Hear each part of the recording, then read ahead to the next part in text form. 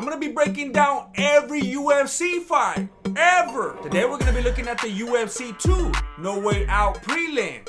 Every single person out there is a potential new client. I know what you're thinking. Did I click on a McDojo live video? That's because you don't know what ninjutsu looks like. Scott Morris was an advanced black belt in American ninjutsu, which is the equivalent of calling Panda Express Chinese food. But it was fair because Sean Daugherty also studied a fake martial art, Taekwondo. And Taekwondojos don't teach fools how to punch or take punches. So when Daugherty got socked in the face, he didn't know how to act. He was trying to maintain distance with some little frou-frou kicks. And he got caught up in perhaps the greatest combo that the UFC has ever seen. It was like a DDT, Tomonage, guillotine, a move that would make even Mighty Mouse blush. And Daugherty proceeded to land more hand strikes than in his entire Taekwondo career. However, they were all to the canvas. With a neck like that, it was a foregone conclusion. That fool looked like max headroom if he had more neck room. All eyes on me. Patrick Smith may have won the 1993 Sabaki Challenge, but he lost the 1993 UFC in the first round. And he showed up to UFC 2 looking like Ken Shamrock. And I'm not talking about the chonies. I'm talking about the fighting style, even though he might have had the chonies on underneath. But that's neither here either. Ray Wizard was a striker, a karate champion, and he probably thought they were just gonna stand there and trade like Pokemon nerds. But Patrick Smith realized that you don't fight fire with fire. That just makes even worse fire. Even Stipe Muchacho will tell you that. You gotta fight it with water or you gotta smother it. And Big John McCartney didn't let him bring his water bottle into the cage. So he went with the smothering option. And Ray Wizard thought he was gonna break free by attacking the groin. But Smith didn't even feel it because those red chonies were too tight. He retaliated by sending a message to the Gracies with that standing guillotine. And Wizard fought back as hard as he could. But it looked like he was fighting Freddy Krueger. He can't fight me.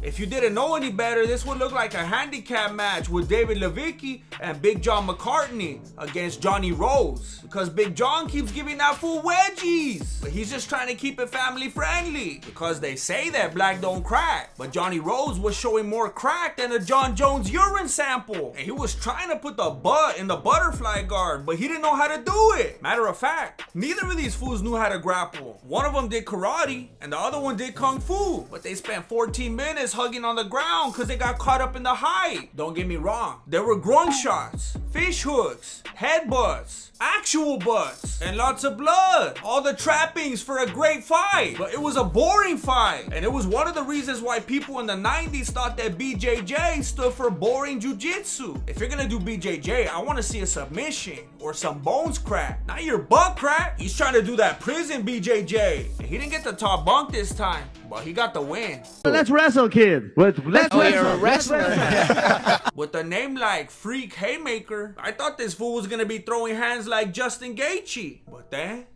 he did the one thing that Justin Gaethje would never do. He decided to wrestle, and he was wrestling with a 7th degree Kung Fu master, which was unfair to Thaddeus Luster, because the only wrestling that Kung Fu people do is wrestling with the fact that they only win fights in the movies. So when Thaddeus was able to get to his feet and land a groin shot, that was a big victory right there. But it was short-lived, because Freak Haymaker was fighting more like a freak grappler. But this time Thaddeus grappled back. Unfortunately, he only knew how to grapple hair. And at first, Freak was freaking out because at the time that long, beautiful hair was very important. But Gerard Gordeau assured him from first-hand experience that winning is the most important thing. So Haymaker pushed himself out of a hairy situation by locking in what looks like inverted Americana, which is technically cultural appropriation because that fool's from the nether regions. Come on.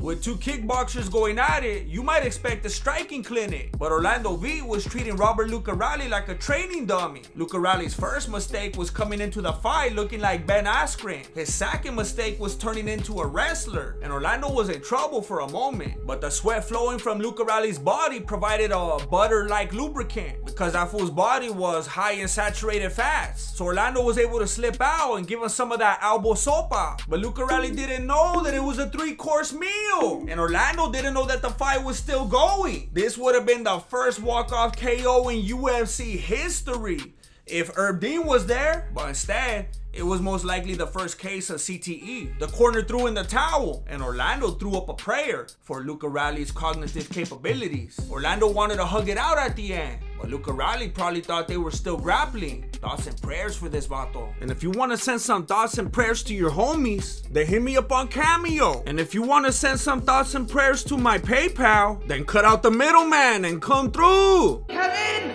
What did you do to my room? I never thought I'd see Razor Ramon versus the big brother from Home Alone. And after a quick Google search, I realized I didn't. Alberto Cerro Leon was a pancake salon practitioner specializing in striking, grappling, and throwing. But Remco Pardoel was a jiu-jitsu champion and a judo gold medalist. It's usually not a good idea to take the back of a judo guy, especially if you're wearing a jacket, especially if that fool weighs a few Kevin McAllisters more than you. We'll never know how Alberto managed to get to his feet because the cameraman thought it was more important to focus on the girl who looked like she was from 1984. But we do know that Remco put him right back down, like if he was trying to make him part of the UFC logo. He was squeezing that fool so tight that Big John McCartney started leaking. It was like a sympathy perspiration. I think Alberto was able to last as long as he did because he was drawing strength from those patches. But after that choke, that fool was probably gonna need another nicotine patch. You're taking everything I work for. Jason Delucia might look like the guy she told you not to worry about, but the Gracies were definitely worried about this fool. He embarrassed them so badly in the UFC 1 prelims that they didn't even want to air the footage. And UFC 2 was no different. Delucia showed us some more firsts against Scott Baker by being the first to ever pull guard in the UFC and the first to ever sink in a triangle choke. It was like if he stole Helio's diary, learned how to read Brazilian, and then blackmailed him. And obviously the Gracies didn't pay because they didn't have any money back then. They didn't start getting rich until all you fools started paying for stripes. So he started leaking the playbook. If Sakuraba was the Gracie hunter, Delucia was the Gracie exposer. And he was the first individual that made them regret trying to spread BJJ because he did it so effectively. Scott Baker was so outclassed that the only thing he could do was go for the purple nurple. And Delucia felt disrespected. So not only did he sink in the triangle choke, he also rotated to the top. And he gave him that verbal judo